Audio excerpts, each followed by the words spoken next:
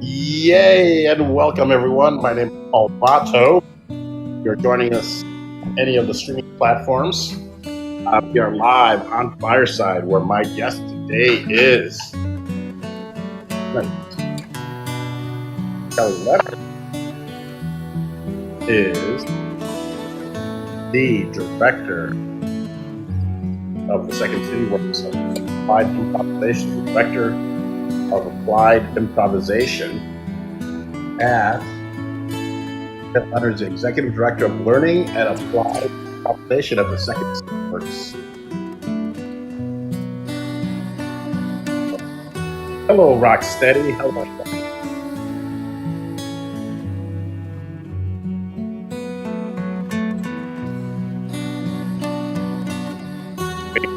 Kelly, a little early for me, so it's nice. I guess to be here from Australia. Rocksteady.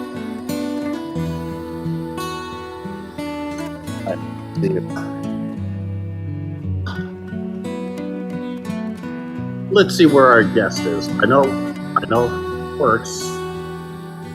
Let's see.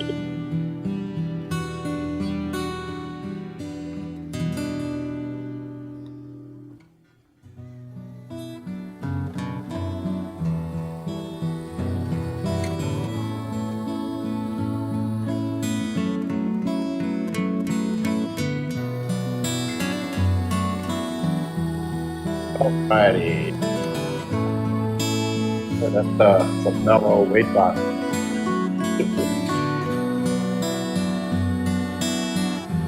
And Kelly, welcome.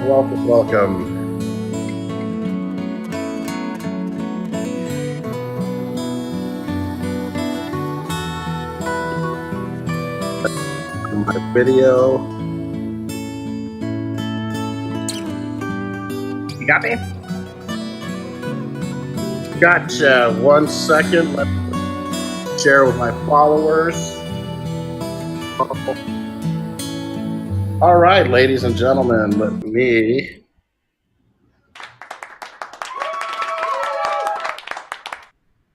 Ladies and gentlemen, welcome to Paul Vato Presents. I am your host, Paul Vato, and today my very special guest is Mr. Kelly Leonard.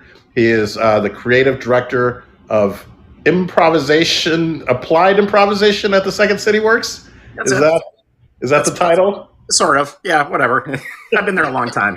Yes, and that's it.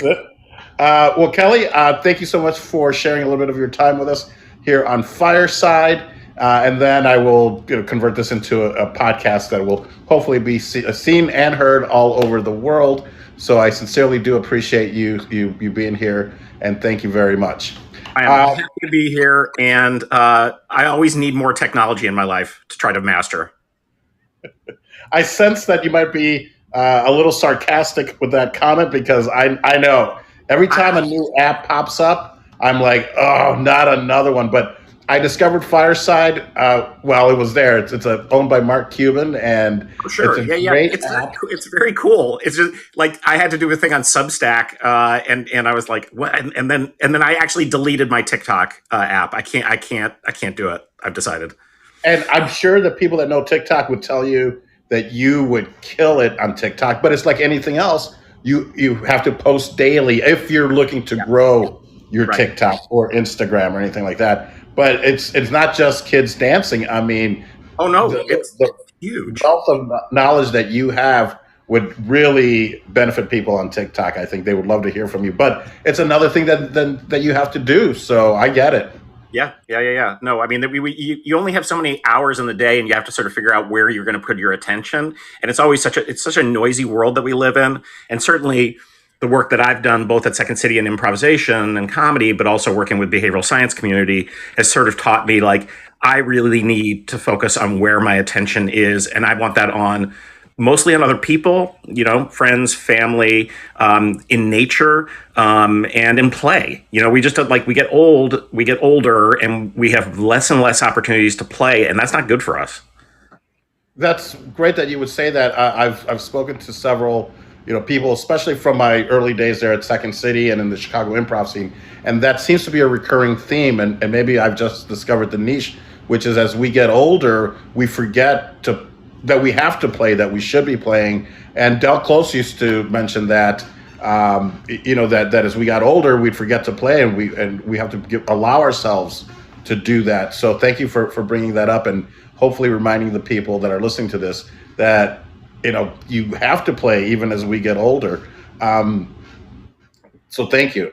Yeah, sure. Let's start maybe at Second City and where you grew up and things like that. And I think I already know the answer. A lot of times my question is, tell us a little bit about your family and if they were maybe supportive of the career choices that you've made and things like that. But I guess let's maybe put it out there. Your father was a Chicago icon, Roy Leonard. I mean, I grew up listening to him on WGN, and I'm sure that there's a lot of other things, but it's just, and finally, when I put the two and two together, or found out, the internet wasn't as prevalent in the 1900s, so it wasn't like you could search someone. Would you mind touching a little bit on that and telling us a little bit about your family? Yeah, so my dad had a television and radio career in Boston. That's where he started out.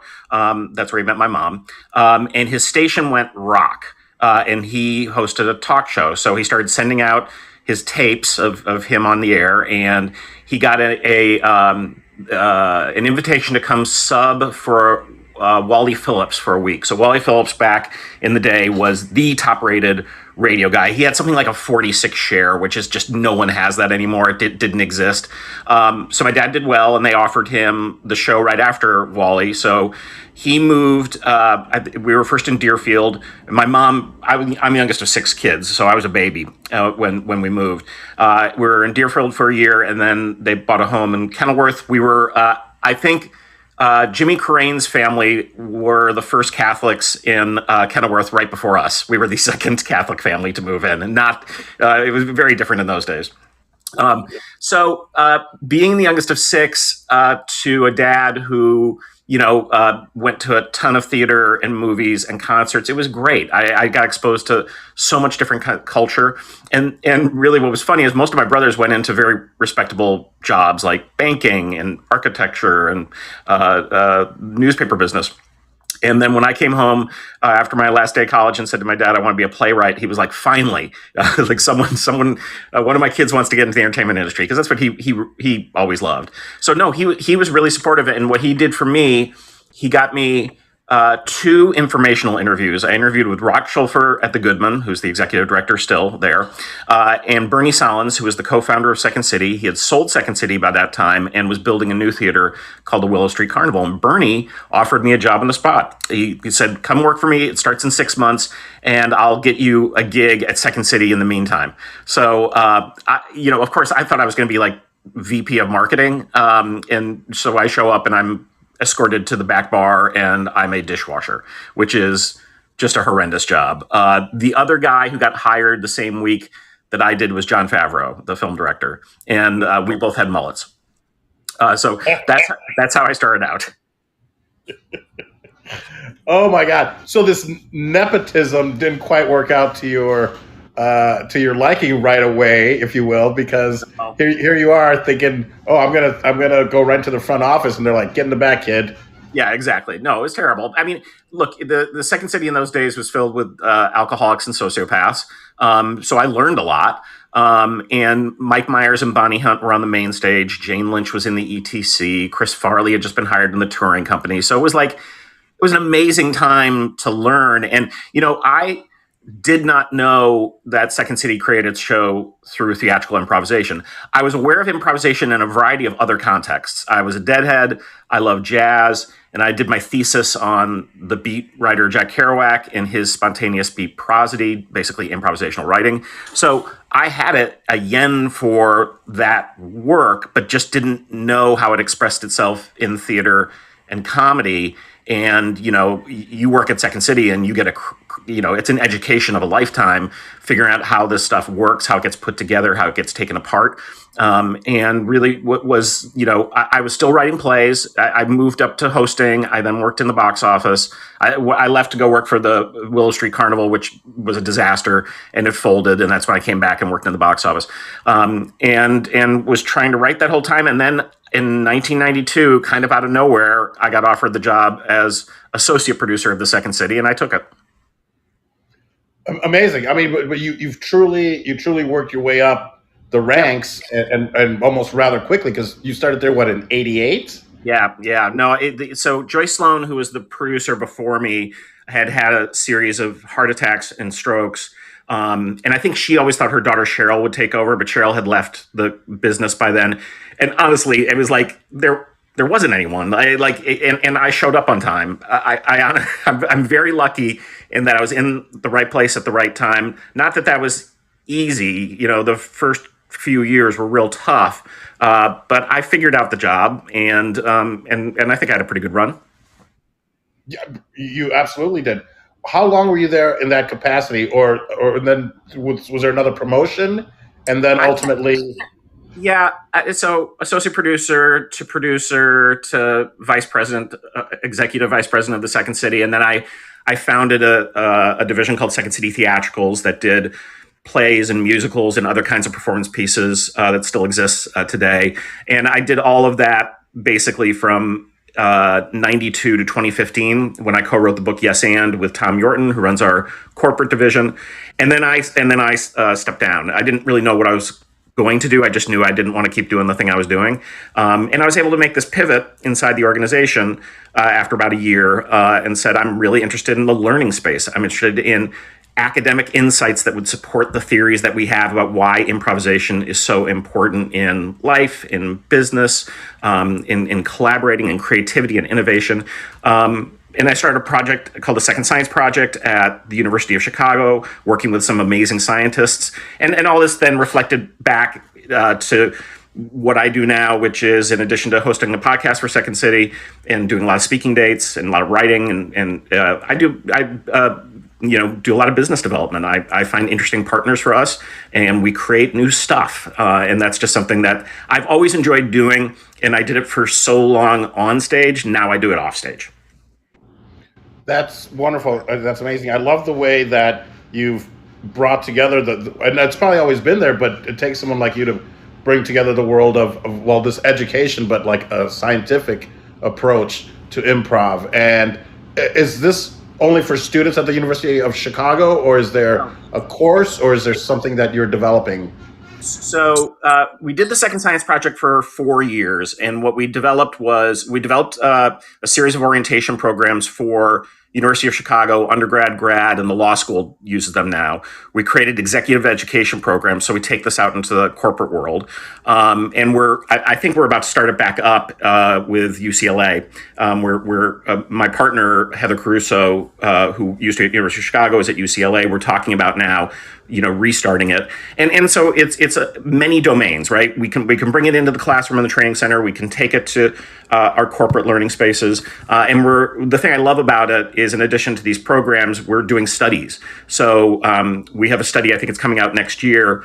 The concept of yes and, most people do. And when we teach this exercise, there's already tons of literature and evidence in academia to support why it makes sense.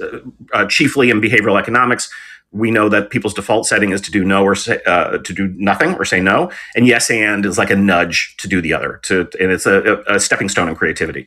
The scientists we work with ask the question: well, what happens when? What's the prompt for when you don't want to yes and someone, when you're fundamentally in disagreement, but you need to stay inside the conversation? And so we discovered together that the prompt is thank you because. So if someone disagrees with you, thanking them for their opinion means that you're not setting off the fear part of the brain or the defensive part of the brain. And the because is you find some point of agreement, no matter how small. It's usually sort of foundational or purpose driven, things like that. And then if you both do that, you have such a better opportunity to get to a place of some form of agreement or understanding. And this is such a powerful technique, and we did it with thousands of people. That's why the paper's taking so long to come out. But the world we live in right now, like no one wants to work together. I mean, it's never been this bad, like in my experience. And if we could just enter rooms with curiosity instead of blame, if we could enter rooms with a thank you because orientation, I think we have a shot at doing this. The reverse is anarchy. I just like, and this is not to say we need to let oppressive systems or individuals, get away with it. We don't.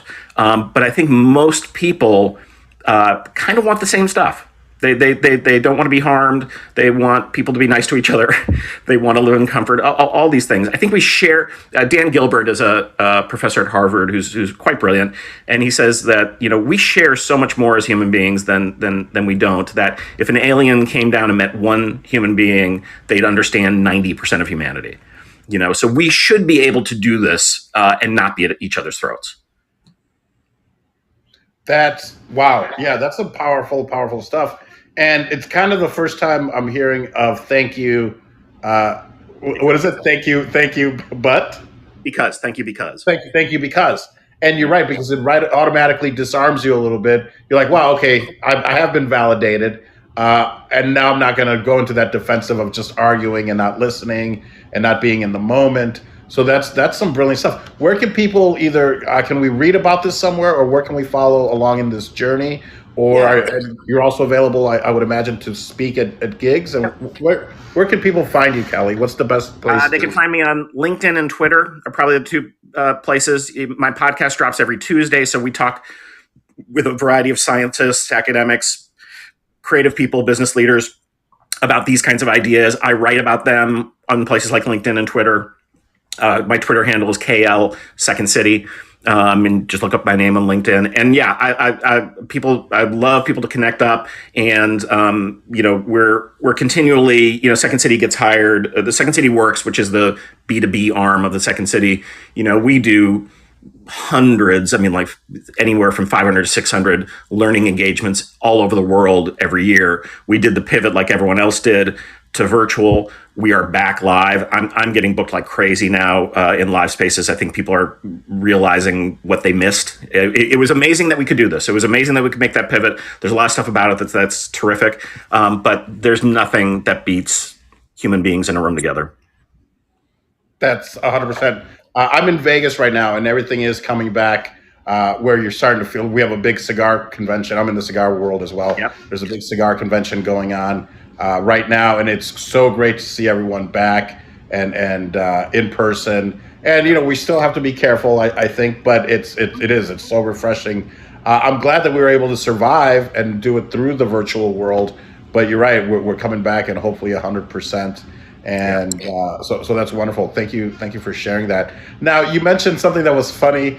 It's funny that Karane's family was the first Catholic family in Kenilworth. Yeah. What was there before, or what was the predominant religion? Protestant, white Protestant. So we were the second Catholic family.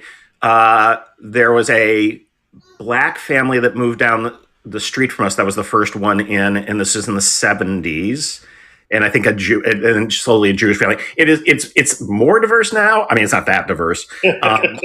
But there were Kenilworth could be referred to as one of these sundown communities, which is a term for the sort of racist policies of not letting people of color and people from diverse communities buy real estate in those places, and that was prevalent in the North Shore. I mean, this is the thing, there's, I am, of course, it would be no surprise, as you are, on the left liberal spectrum. But the sort of intolerance that our folks complain about on the right, I wish there was a little more self-awareness of the intolerance that exists on the left as well. And I think because of the systemic oppression that we see and we understand and was horrible and we need to change and we need to challenge, that can live in concert with being kind. And I know the activists who I'm close with, and I'm close with many people in the activist community, in particular, Ai-jen Poo, who's part of Supermajority, is one of my wife and I are best friends. And her and her colleagues are kind. They fight, but they laugh, and they like talk to people who think differently than them, and they don't see that as a threat. They see it as an opportunity. And I just feel like everything that's there's so much change that needs to happen, and we've become woke. We've woken up to a lot of the shit, and that's important that we not stop fixing that stuff. And there's these big problems. It's just that we can't let that take away from this idea of a shared humanity that includes lots of different people who may not think or vote like we do, and that is okay. I just, again, with the, I grew up not very far from Highland Park. My mom shopped at the Sunset Foods, the grocery store that was right near where that shooting took place on Monday. And these events just don't stop happening. And I think there's a reason. And I think there's a kind of toxicity and poison in our culture. And I think a lot of that has to do with us not respecting difference. That is true. That is so true. And speaking of race and maybe integration, how has the second city evolved in that? I can only speak from my experience, which was I feel like I never experienced it, because it wasn't like Second City was saying no Latinos. It was like there were no Latinos doing improv, really. I mean, there was just a handful of us, and that's why we put together, Salsation, which then became Barrio Speedwagon in LA. We did our show Touched by an Anglo at Donnie's Skybox. So, I always feel when I speak to people like you and from the Second City, I always want to say, thank you, because Salsation still exists today, 25 years later. And the Second City was a big part of it. You guys, allowed us to do our show there and ply our craft. So I feel like, but then again, I'm also male, and I don't know if that had anything to do with it, but I never felt like I experienced any, like, no, improv's not, it's only for white people. But that's all who was doing it. We're the ones that need to come out of our shell and experience it. It wasn't in our wheelhouse. I think we have to acknowledge it's complicated, and that there's nuance, and we live in a world that isn't especially interested in nuance. But let me try to sort of, I have learned so much during this period, and things that I have some shame about in the past, and other things that I think that I'm proud of. And so, if you read Something Wonderful Right Away, which is an oral history of Second City, there is clearly racist viewpoints spouted by alumni of the theater. That's true. Andrew Alexander, who took a lot of heat when the whole George Floyd thing happened and basically resigned and then sold the business, he started the first outreach program and put resources and money and personnel towards diversity efforts decades before anyone else in the community was doing that. I think the problem was numbers of people on stage are not enough. And there's a difference between diversity and equity that we didn't really understand as a company. And I think we certainly started to learn it. And, we had we've had very diverse casts for years, but a lot of those people didn't have the support they needed. And there were people who definitely had problems. So, it's all the people who are running the company essentially are gone. And that happened, again, George Floyd and COVID. And we got sold to ZMC, a private equity company, who I like very much, actually. They've been hugely supportive. We have a great new alumni board that's pretty diverse. And they're going to be artistic advisors to us. And we're primarily led by women and people of color right now. And the old white guy, me, is here to support them. And I can share what was. Let me give you an example.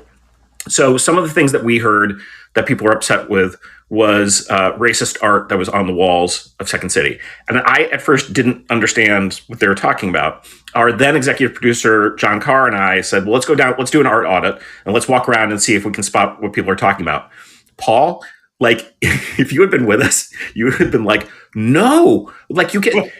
Do you remember in the main stage, you've got that Dan Castellaneta as Hitler? You have a photo of Hitler, like a guy Yeah. playing Hitler. There's no context. If you're a Jewish person, you come in, you just see Hitler on the wall. It's like, oh, that's not good. And then Okay. Yeah. people in sombreros. So many people in turbans, and it is like the white people. It was American Indian headdress. It was like Mike Myers in dreads. I mean, it was this close to blackface. I can picture all these because I think maybe like it was Jim Zulovic in a sombrero. I remember seeing that. But see, I never even thought, I mean, because I think, but you're right, out of context, you walk in and you see Dan Castellaneta as Hitler. Like, I think instantly go like, oh, that's from, and I don't remember now anymore what show it was from, but I'm like, oh, that's an iconic show. From which show was it? I don't know. I can't remember. It was something in the 80s. But without context. Zulovic. Yeah, Jim Zulovic. I think clearly remember him. He's the one in the Mexican sombrero, and maybe Sarape. And I never, and I don't know. Maybe I need to be more woke because I would just remember seeing all those and just thinking that they're art, but instantly tying them into the Second City, and instantly. But I could see where somebody could walk in and go like, "What the fuck is this?" Yeah, look. I think I don't know necessarily that we need to apologize for comedy that hasn't aged well as long as we age well. This is like when Seinfeld says he can't tour colleges. I'm like, fucking, like, why don't try update your act then? And by the way, no one has a problem with Seinfeld. Doesn't do stuff that people get upset about. I mean, this is like and the Chappelle thing just drives me crazy.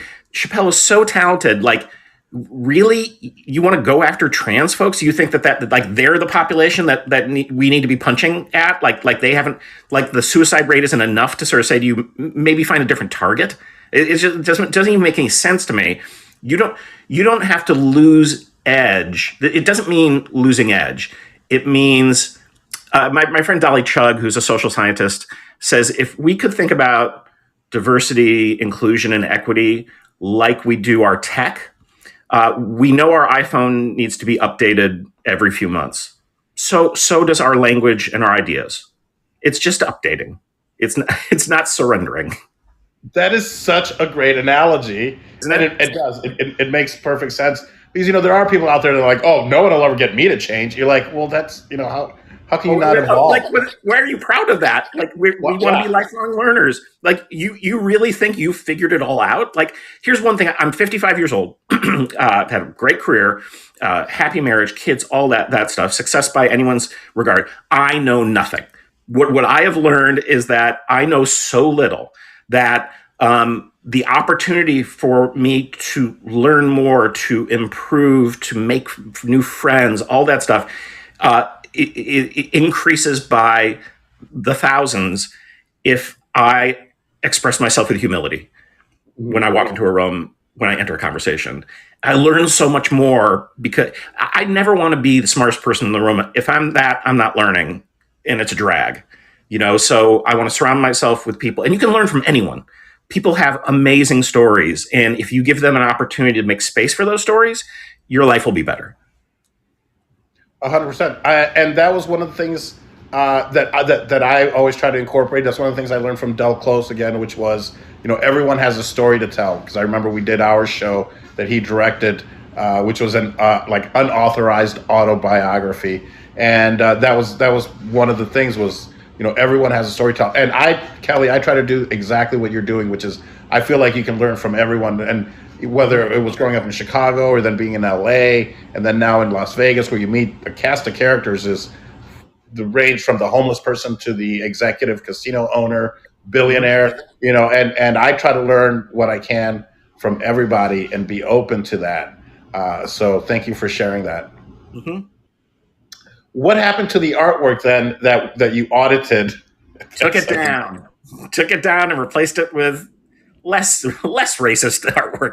Yeah, I mean, it was just like we took it down, and it didn't need to be there. And again, this I can't stress enough how creating a space of inclusion does not mean you're betraying the most important things about your work, because the most important things are everything you learn there and in the improv field in terms of making your partner look good.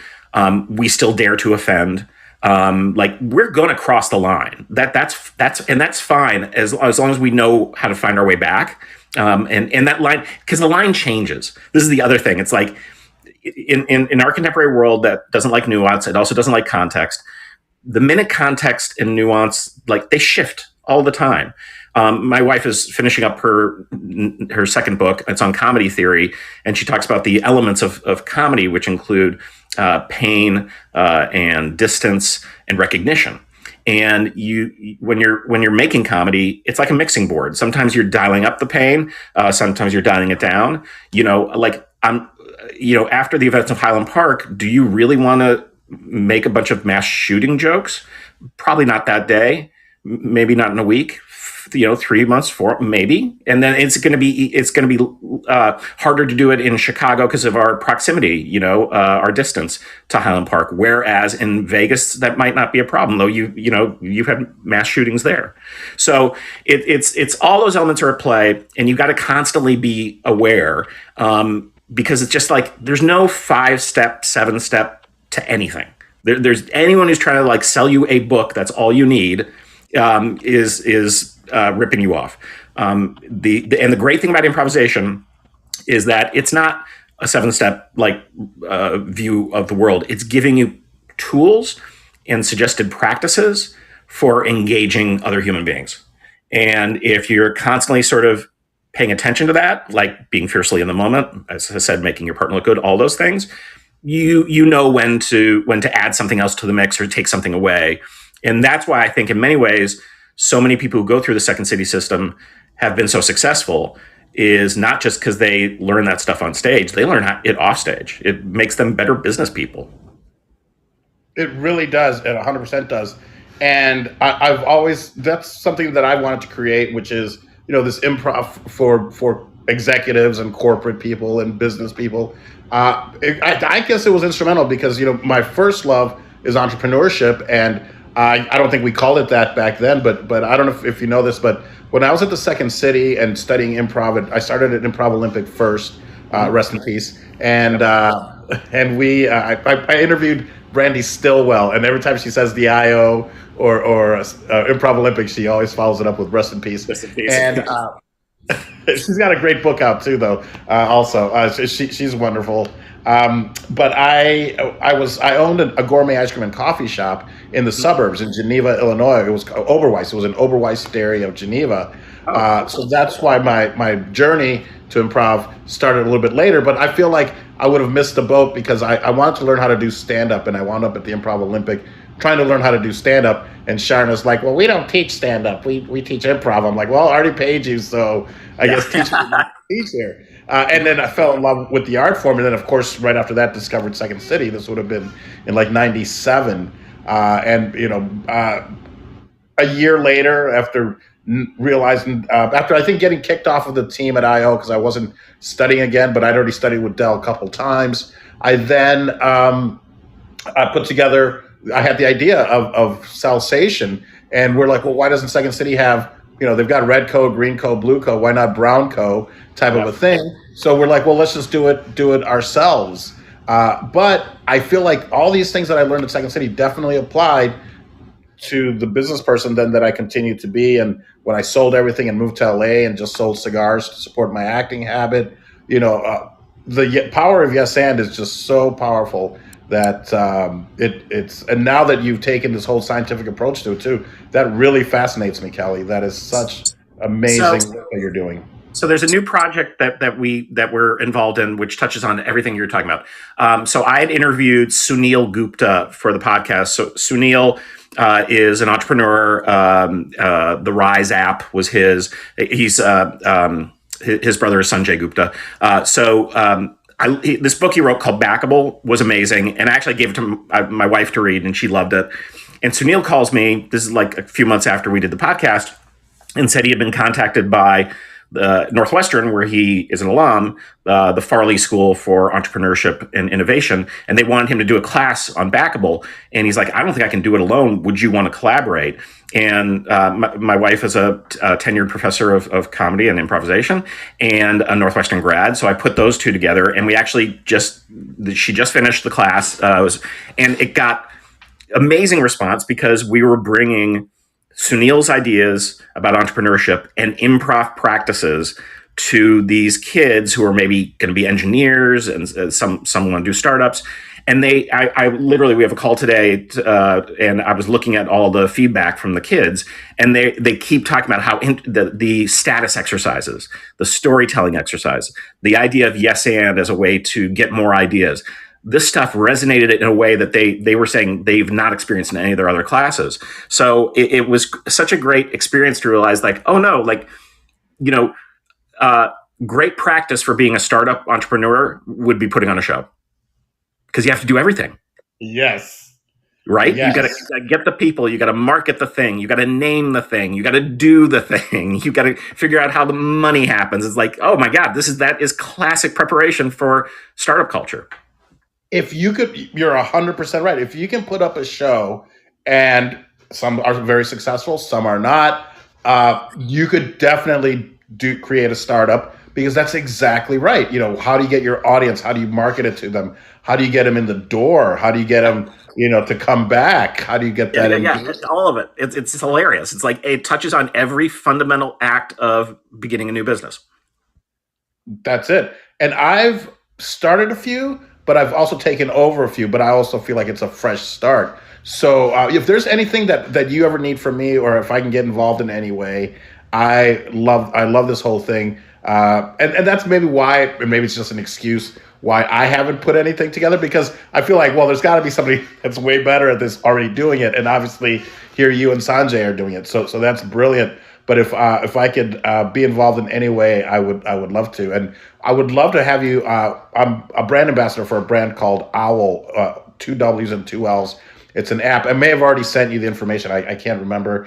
But we're looking for experts. We're looking for experts that can answer these questions. And with the kids that you talked about, that are the kids, in the college kids that are in the programs, we've had a lot that call us. It's part of their curriculum now to use the Owwll app to call us entrepreneurs, or in the different fields, different experts, to ask them questions. It's they've integrated it into their curriculum. So if you don't mind, I'll send you that information, and you can use Vato, all capitals, to sign up, and you'll get $10 to use on the app. And then you can make calls too, because you're an expert at what you do, but maybe not everything. But not in everything. So we have there's the curse of knowledge is a term that gets used, which is one of the problems that you have when you have a domain expertise is you tend to see every nail with your hammer and not realize that you might need a screwdriver. It's like we have to, like this. When I get asked to sit on a lot of panels and a lot of these sort of innovation conferences, and they're like, what do you think is the number one stumbling block to innovation? And I always say success. Because once you have a success in an area, you tend to, quite rightly, want to do it again like that, because often you're successful again. But that is a law of diminishing returns. Like you can't find me the person who's doing it over and over again that's actually good. They might be able to sell their 20th murder mystery book. It's not good. And it's not innovative, and they're not breaking new ground. And that's what I would like to do. Like I don't want to be done at 55. I want to be making discoveries. I want to have excitement and intrigue and all the stuff that everyone else gets to do when you're a young person. And but it really takes, if you want to be a lifelong learner, you really do have to exhibit these sort of improv practices every single day. Because meaning is made in moments, right? I think we tend to think about meaning and purpose as these huge, lofty things, because of course they're very important, but they are applied in how you treat the next person you talk to. And if I guarantee you, if you're in a bad mood, do something nice for someone.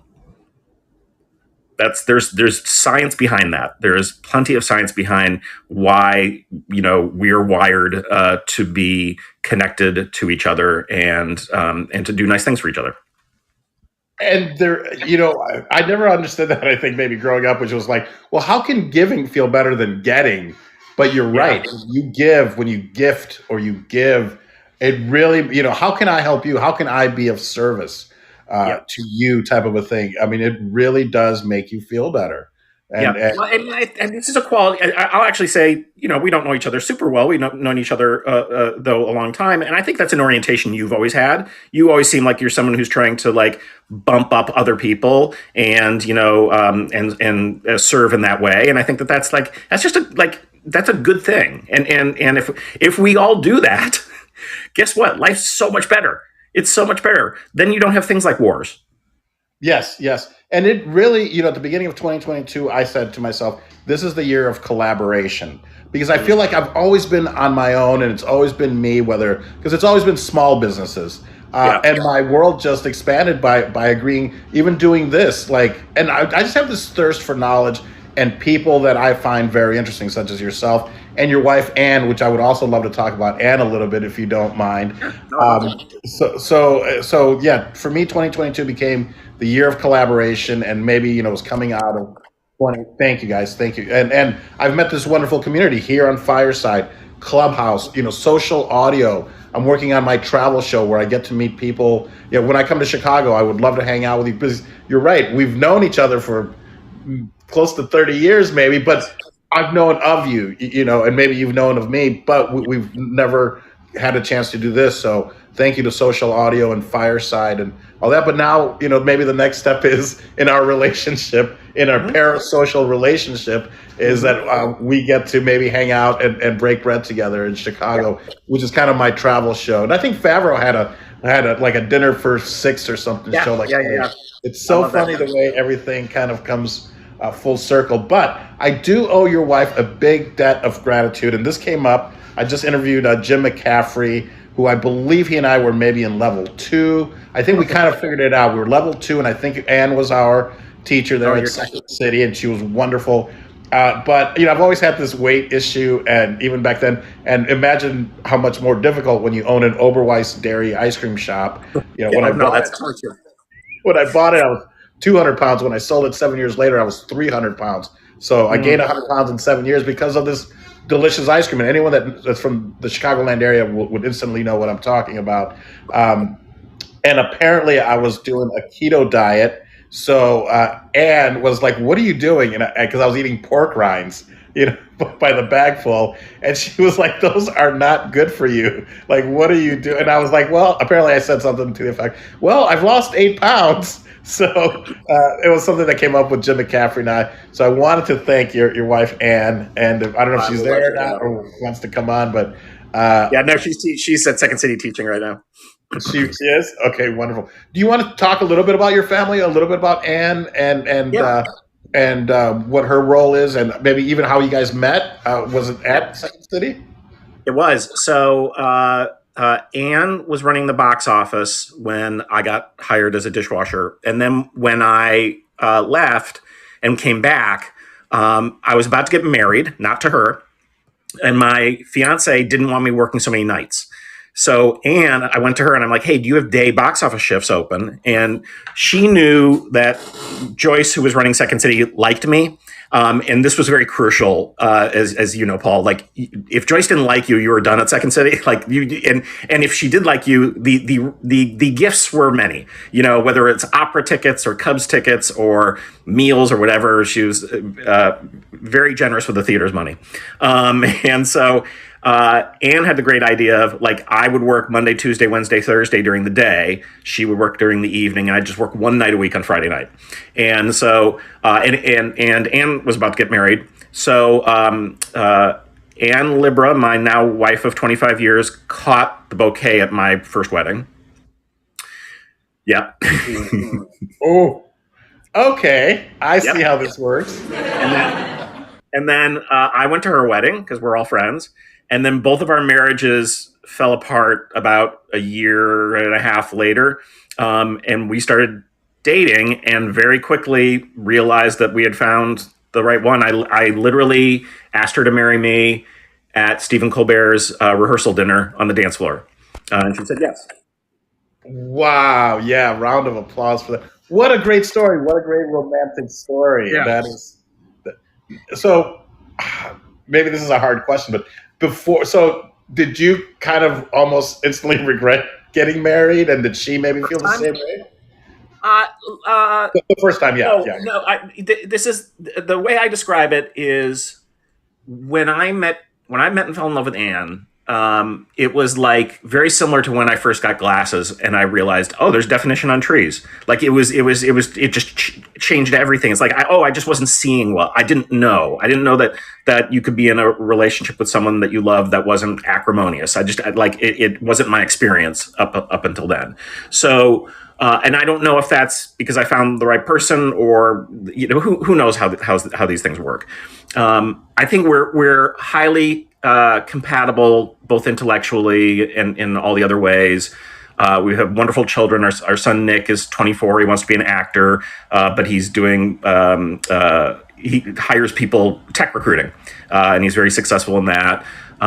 We lost our daughter Nora when she was 17 to cancer. That was 3 years ago, and as horrible as that is, and as difficult as that has been in our life, we have weathered it as well as you can as a family, and we always stuck together, and we had each other's backs, and her too, and we tried to make that year when she was sick as full of joy as we possibly could. And it was interesting. Anne was in class the other day, and she has a student, and she's like, God, I recognize that last name, and it turns out it's the son of Nora's oncologist. And she was who we loved, and it wasn't a it didn't happen by accident, right? I mean, it was something that the Jen, who knows us well, and recommended Anne in the class, and this kid's terrific too. He's really good.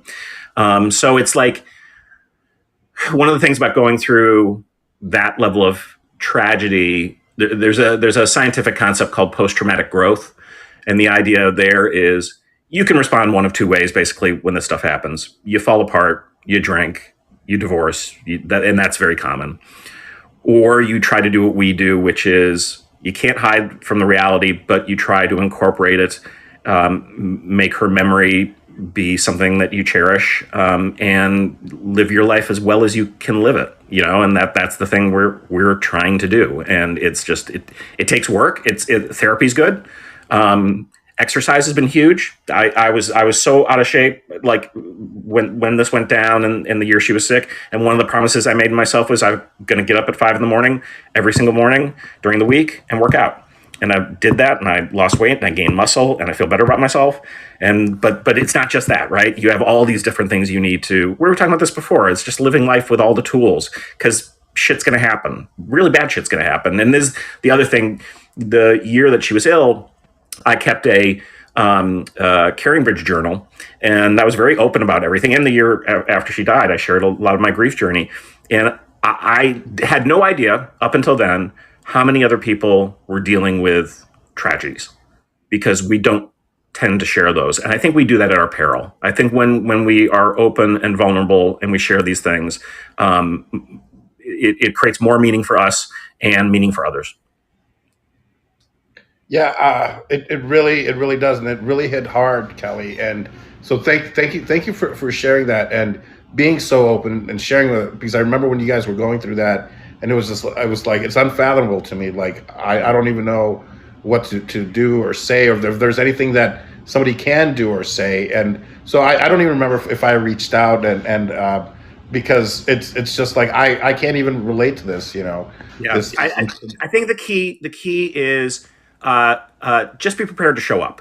If you're prepared to show up, some people might not want to talk. They might not want that. But if you make yourself known that you're there if they need them, and so many people did that for us. We had a thriving community that was rooting her on, and that she felt. I mean, we had friends who pulled so many favors to get, like Hillary Clinton tweeted at her. Oprah Winfrey sent her a whole giant package of like swag. The people from the cast of Friends made videos and like, you know, and Grey's Anatomy, because that's what she was watching. And this was like, and we're lucky because, you know, we're friends with Tina Fey and Stephen Colbert and Steve Carell and all these mega celebrities. But it wasn't just that. It was also like school kids from across the world. So that you know, that only happens if you choose to live openly, and approach the world with a sense of this, like, it's like a muscular kindness. It's like, it's hard. It's hard. You gotta. It's tough. This stuff's not easy because you're really going to be open. You're going to get hurt again, you know. But again, the opposite is being walled off, and I don't think that's good. No, no, not at all. So thank you for, you know, to you and Anne and your family to, you know, teaching us, I think, how to live, and maybe somebody will get something from that. I remember that there was a hashtag. What was the hashtag? And then maybe you also formed a some kind of a charity in her name, or is there? It was hashtag Team Nora. Still use it on occasion. What happened was, both my kids went to Chicago Waldorf School, and they had moved into this new location and had this sort of beat up side yard. And the school approached us and said, "Look, we're going to turn this into a park, and we want to name it after Nora. So you can go to the Waldorf School at Ashland and Foster in Chicago, and Nora's Sun and Moon Garden is this amazing space with all these sort of like hidden Easter eggs with her name on it, and wood and steel sculptures and things to climb on, and people donated so much money to this thing. They raised millions of dollars in Nora's name, and it's funny. It's literally on the drive where I go to therapy every Thursday. So there's something kind of both sad and lovely about being able to look over there and know her memory is alive with all these children who are doing what Waldorf calls risky play. Risky, sure, because if you're climbing or jumping, or if you're outdoors, I guess that's maybe considered risky play. I love it, but that's what a great metaphor for everything we've talked about. Like we started the conversation about play, and we're coming to a close with it, because it's like play involves risk, and in an improv you learn to take risks, and you learn that you're going to fail, and you get back up. That's what you do. And I love also, yes, I love. I believe it was, and please correct me if I'm wrong, but you know that there is no innovation in success, or there's. I mean, we need failure. We need in order to grow, and we need to fall down and get back up and do it a different way. And that's exactly the way business is. You're like, well, that didn't work. Let's try it this way. Something else. Yeah. But you're right. After a while, you kind of rest on your laurels, and you're like, all right, I got this, and it's easier and it's done. But then you're not growing. You're not bringing it to that next level. Yep. Wonderful. Well, Kelly, if there's anything I can ever do for you, please don't hesitate to reach out. I'll DM you about Owwll, but I'll also, when your son's ready and he's looking, and you probably have way more connections than I do, but I have an agent in Chicago that she would love to, I'm sure, work with him, or at least Awesome. look at his stuff. You know, it's there.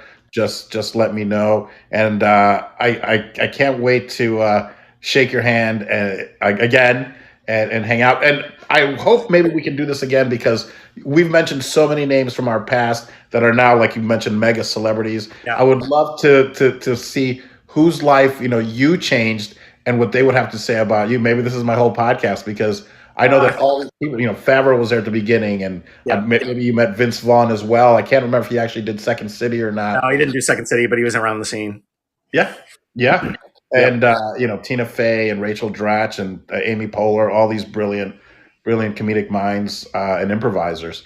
Yep. So Kelly, thank you so much for taking time out of your very busy day, and the work that you're doing is incredible. And I'm glad that that I had the chance to sit here and chat with you for a bit. Okay, thanks, Paul.